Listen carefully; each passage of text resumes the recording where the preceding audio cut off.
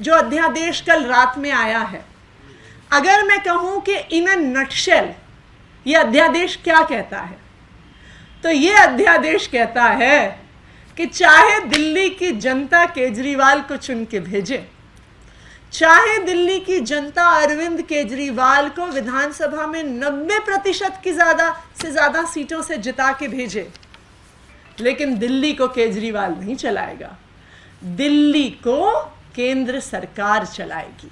ये कहता है ये अध्यादेश जो रात के अंधेरे में कल केंद्र सरकार लेकर आई। तो ये जो अध्यादेश 19 मई को यानी कल रात को आया, क्या ये अध्यादेश केंद्र सरकार ला सकती थी? क्या ये अध्यादेश संवैधानिक है? मैं आपको ये स्पष्ट तौर पे बताना चाहती हूं कि ऐसा अध्यादेश लाने की ताकत केंद्र सरकार के पास नहीं है।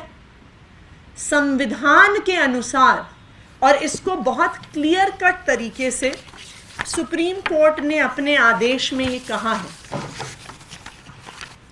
और मैं आपको ये पढ़ के दिखाती हूं। पैराग्राफ 160 जो सुप्रीम कोर्ट की कॉन्स्टिट्यूशन बेंच ने कहा है, the involvement of the Union of India in the administration of NCTD is limited by constitutional provisions and any further expansion would be contrary to the constitutional scheme of governance।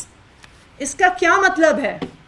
इसका मतलब ये है कि जब supreme court ये आदेश लिख रहा था, उनको शक था कि केंद्र सरकार कोशिश करेगी कि वो गैर कानूनी तरीके से दिल्ली सरकार की ताकत को कम करे, और इसीलिए सुप्रीम कोर्ट ने अपने आदेश में इस रास्ते को बंद कर दिया है और कह दिया है कि any expansion of power of the Union of India would be contrary to the constitutional scheme of governance. तो इससे ये बिल्कुल साफ है कि जो अध्यादेश आया है वो गैर संवैधानिक है, गैर लोकतांत्रिक है,